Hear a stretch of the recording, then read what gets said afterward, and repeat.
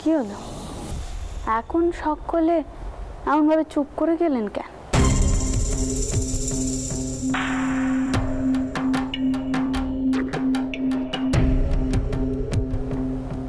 মতুর তালুকদার মশাইকে কও দেখি, তিনি তো গৌরাঙ্গর বাপের পরিচয় নিয়ে এতক্ষণে এত কথা কইছিলেন।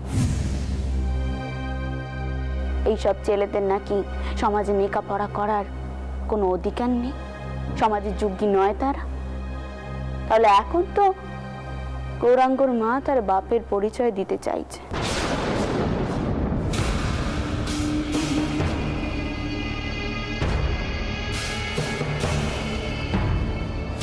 তাহলে সে দিক তার বাপের পরিচয়।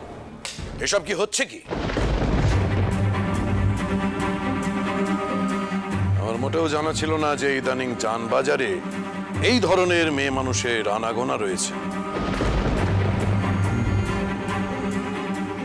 আর এরা বলবে সত্য কথা, সেটা আমাদের বিশ্বাস করতে হবে।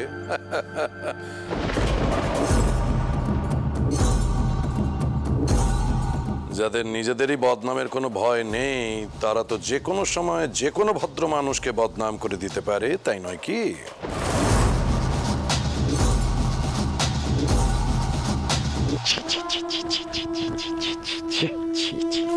এসব কি শুনছি, কি শুনছি এসব আমি? শাস্ত্রী মশাই, ভট্টাচার্য মশাই, চলে আসুন, চলে আসুন আপনারা। ওর পাপ হয়ে গেল, পাপ পাপ। সত্যি এদের এত অধপতন হয়েছে, আমি তো ভাবতেই পারছি না।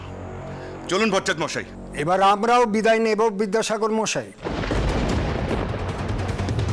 এখানে এসব হবে জানলে আমরা কখনোই এখানে আসতাম না।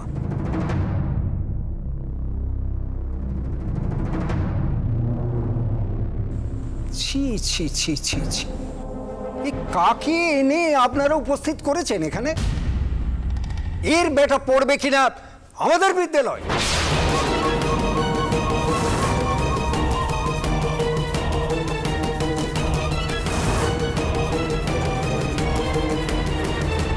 মা, মা, মা, গৌর, গৌর বাবা, ফিরে চলো মা, ফিরে চলো। যারা তোমায় এত অপমান করে তাদের কাছে আমি লেখাপড়া শিখতে চাই না। চলো মা, চলো।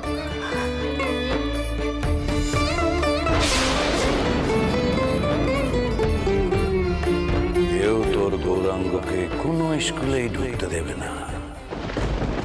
যে ছেলের জন্য এত কিছু করছিস, সেই একদিন বড় হয়ে তোর কাছে কৈফিয়ত চাইবে।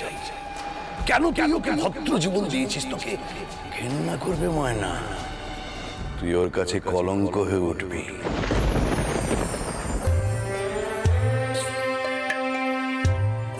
রানীমা, আপনাকে শত কোটি প্রণাম রানীমা। আমার যে আর কিছু চাই নেই।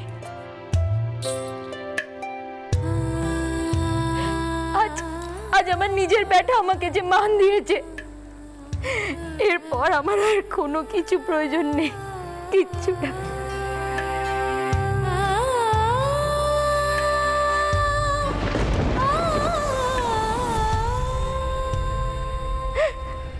আপনি পাশে না থাকলে এ হতো না রানীমা।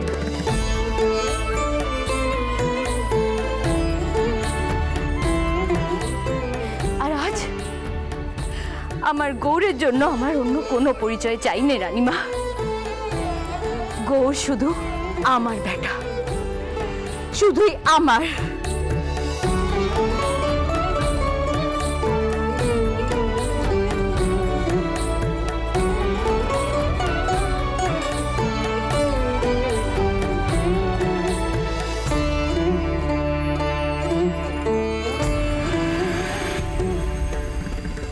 আমি রাসমণি দাসী আজকে সকলের সম্মুখে কইছি,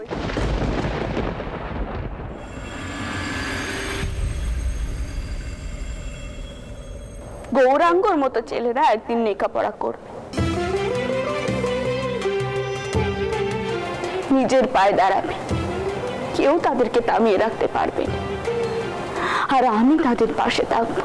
তোমার তুলনা তুমি,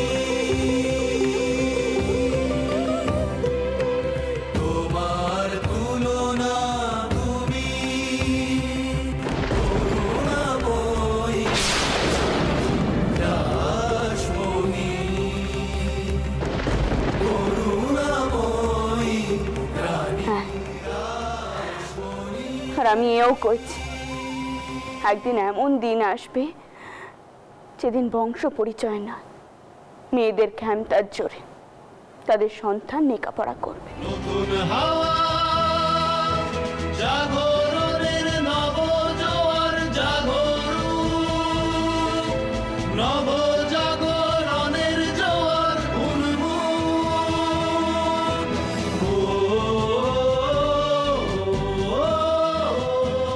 গৌরাঙ্গরা এমন ভাবেই পড়াশোনা করবে, কেউ তাদের আটকে রাখতে পারবে না। একদিন ওরাই হয়ে উঠবে পাকে পোটা পদ্মফুল।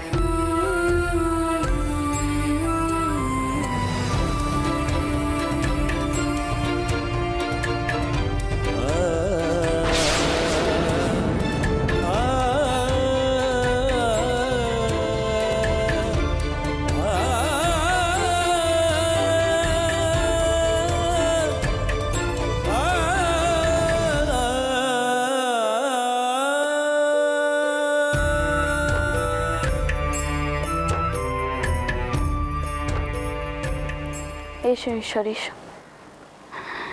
ঈশ্বর, তোমার সাথে আমার কিছু আলোচনা করবার আছে। আর কি আলোচনা করবেন পিসিমা? আপনাকে বড় মুখ করে কথা দিয়েছিলাম, গৌরাঙ্গকে লেখাপড়া শেখানো হবে। কি থেকে যে কি ঘটে গেল জানেন পিসিমা, মাঝে মাঝে চিন্তা করি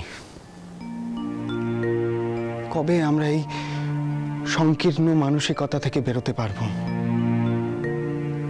কবে আমাদের মন উদার হবে। এই গৌরাঙ্গ নরক থেকে উঠে এসেছে বলে আজ যারা এই ছোট্ট নিষ্পাপ শিশুটিকে লেখাপড়ার সুযোগটুকু দিতে চাইছে না, তারাই রাতের অন্ধকারে ওই নরকেই যাবে। সূর্যোদয়ের আগে নরক থেকে বেরিয়ে গঙ্গা স্নান করে শুদ্ধ হয়ে নেবে, আর নরক পড়ে থাকবে নরকেই। আর যদি কদাচিৎ কেউ সাহস করে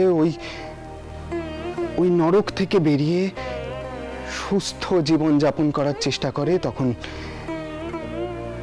এই সমাজপতিরাই তাকে বাধা দেবে।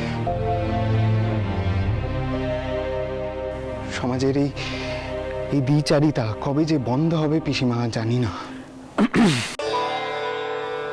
মা, আপনি যে অর্থ আনতে বলেছিলেন তা আনা হয়েছে। নিয়েছো মতুর, ভেতরে নিয়ে আসো। আর এই বিষয়ে কেউ কিছু জানতে পারেনি তো? না মা।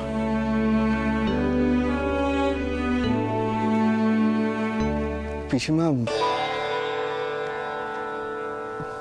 কি ব্যাপার? এই অর্থ কিসের জন্য, আর এত গোপনীয়তাই বা কিসের? তাহলে তোমাকে সব কথা খুলে বলিস। আমি চাই তুমি এমন একখানে স্কুল করো যাতে জাতপাতের ভেদাভেদ থাকবে না। ছেলেপুলেরা লেখাপড়ায় আগ্রহ আর বুদ্ধি থাকলে এই স্কুলে পড়তে পারবে। ভর্তি হওয়ার জন্য তাদের বংশ পরিচয়ের দরকার হবে। আচ্ছা ঈশ্বর, তুমি বলো, যাদের বংশ পরিচয় নেই তাদের লেখাপড়া শেখার কোনো অধিকার নেই, এই কেমন কথা? পিসিমা, আপনি নিজে একখানা বিদ্যালয় স্থাপন করতে চাইছেন? হ্যাঁ ঈশ্বর, চাইছি। আর আমি চাইনি দর্শনে জানুক এই স্কুলে বংশ পরিচয় ছাড়াও পড়াশুনো করা যায়। কেউ কিছু করলে আমি তাতে ভয় পাইনি, কিন্তু যাদের জন্য এই ব্যবস্থা করছি তাদের লজ্জার বিষয় হয়ে উঠবে।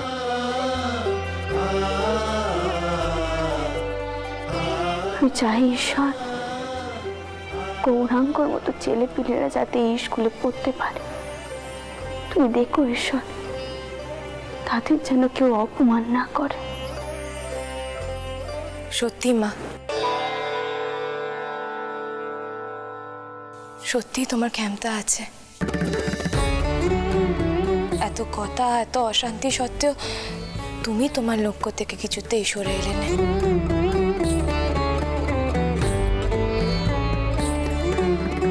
লোকে ঠিকই বলে পিসিমা, আপনি করুণাময়ী দেবী। আপনার এই দায়িত্ব আমি মাথা পেতে নিলাম, আর কথা দিলাম এই স্কুল চলবে আপনার দেখানো পথেই। এই নিন মা আপনার অর্থ।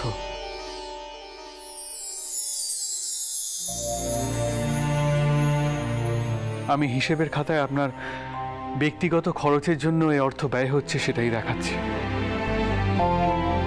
বিদ্যালয় নির্মাণের কথা কোথাও উল্লেখ করা থাকবে না। এই জায়গা দিয়ে অন্তত কিছু ছেলে পুলে লেখাপড়া শিখে মানুষের মতো মানুষ হয়ে উঠতে পারবে মতো। সমাজ তো আর একদিনে বদলাবে না, সমাজ বদলাতে সময় না। আর আমার তীর বিশ্বাস যে সমাজে ঈশ্বরের মতো মানুষ আছে সেই সমাজ একদিন পরিবর্তন হবে।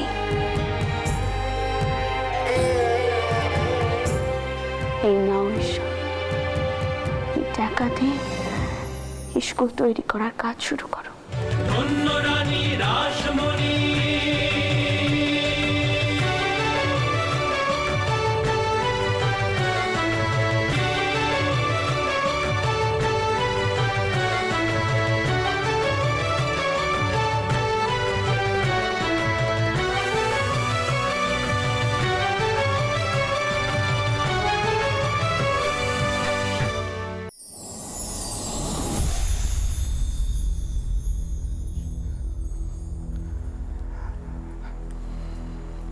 মা, আমি সত্যি লজ্জিত। আজ আপনাকে আর আপনার ছেলেকে যে পরিমাণ অপমান সহ্য করতে হয়েছে তার জন্য সমগ্র ব্রাহ্মণ তথা শিক্ষক সমাজের পক্ষ থেকে আমি ক্ষমা প্রার্থী। কিন্তু মা, আপনার পুত্রের জন্য রানীমা অন্য ব্যবস্থা করেছেন। গৌরাঙ্গর পড়াশুনো কোনো মতেই বন্ধ হবে না মা। গৌরাঙ্গ ও তার মতো সমাজের এক কোণে পড়ে থাকা বালকদের জন্য রানীমা একখানা বিদ্যালয় স্থাপন করছেন।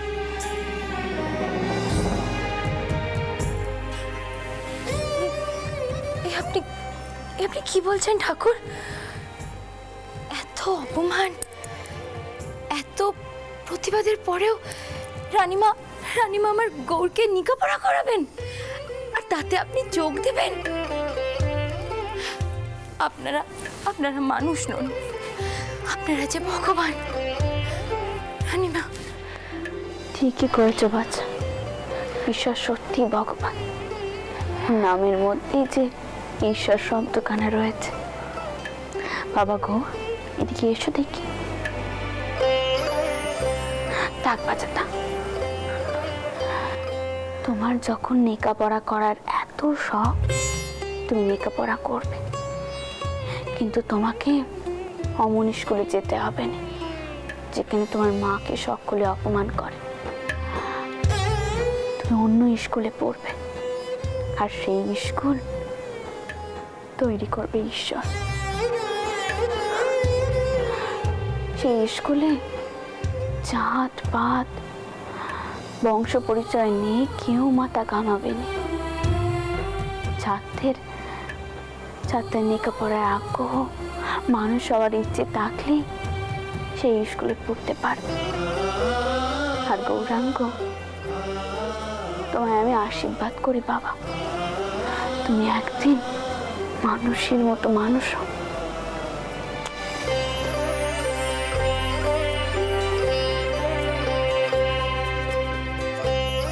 থাক থাক থাক, জয়স্তু। গৌরাঙ্গ বাবা, যতদিন রানীমা আছেন ততদিন সমাজের কোণে পড়ে থাকা মানুষদের দুঃখ, দুর্দশা, কষ্ট নিয়ে ভাবার মতন একজন মানুষ অন্তত আছেন। পিসিমা, ভগবান আপনাকে এই পৃথিবীতে এনেছেন শুধুমাত্র সবার কল্যাণার্থে। যে সমাজে নারীদের অন্ধকারে ঠেলে দেওয়াই নিয়ম, সে সমাজে আপনার মতো মানুষও আছেন, সেটাই যা ভরসার কথা। যত শীঘ্র সম্ভব আমি বিদ্যালয় স্থাপনের কাজে হাত দিচ্ছি। আর গৌরাঙ্গ, যতদিন না বিদ্যালয় স্থাপিত হচ্ছে ততদিন তোমার শিক্ষার ভার আমার। বাবা গৌরাঙ্গ, এর থেকে সৌভাগ্যের কথা আর কিছুই হতে পারেনি। আর বাচ্চা, তোমাকে পশ্চিমে গিয়ে কোথাও থাকতে হবে না, তুমি এখানেই বাড়ি নিয়ে থাকো। আর কোনো অসুবিধা হলে আমাকে কইও, কেমন? আমি কইছি, তোমার এই ব্যাটা একদিন তোমার দুঃখ গোচাবে, তুমি দেখো। কি গৌরাঙ্গ, যেদিন অনেক বড় হয়ে যাবে তোমার মাকে ভুলে যাবে না তো? মায়ের চোখের জল মোছাবে তো বাবা?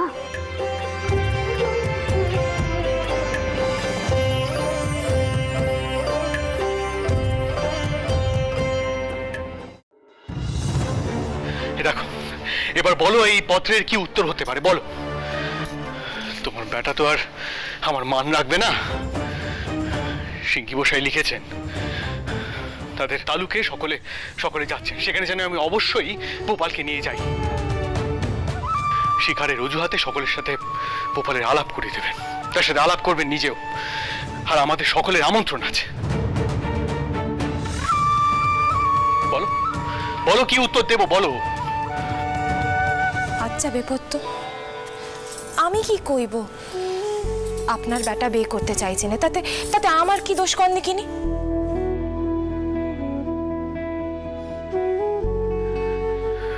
সেদিন বিয়ের কথা উঠতে না উঠতে এমন সমস্যা এসে পড়লো যে জগদম্বা, এই বিষয়টাকে এবার একটু গুরুত্ব দাও। দেখো দেখো, সিঙ্গিরা এই সমাজের বিশিষ্ট পরিবার, তাদের সাথে ছেলে খেলা করা যায় না। আচ্ছা আচ্ছা, আমার ব্যাটার ওপর কিছু অধিকার আছে। দেখেছেন কান্ডি? আচ্ছা আচ্ছা, আপনি এইভাবে কেন কথা কইছেন? গোপাল কি আপনাকে সে মান দেয় না? কি জানেন তো, আমার মনে হয় গোপালের বিয়ে নিয়ে কোনো দ্বিধা আছে, যাও আমাদের মুখ ফুটে কইতে পারছে না। আর আপনিও তো সেজ দিদির মৃত্যুর পর বিয়ে করতে চান না। আচ্ছা, কতবার তুমি সেই কথা আমায় শোনাবে বলো তো? আর আমার যে অবস্থা ছিল আর ভোপালের এখনকার অবস্থা, এ কি এক হলো? কোনো মিল আছে? তুমি যদি একটু জোর করে বলতে তাহলে ও মেনে নিত, কোনো আপত্তি করতো না। দেখেছেন তো, আপনি সেই সর্বক্ষণ আমাকেই দোষ দেবেন। আপনি কেন বুঝতে চান না কন্ত? আপনার ছেলের বয়স হয়েছে, ও একজন শিক্ষিত ছেলে, ওর তো সব বিষয়ে কোনো মতামত থাকতে পারে। আর আপনি তো তেমনটাই চেয়েছিলেন, তাই না? দাঁড়ান, আমি বরং একবার যদুকে ডেকে আনি, দেখি ও কি কয়। যদু, তুই মাসিমণি, তোমরা আবার সেই একই বিষয়ে কথা বলছো?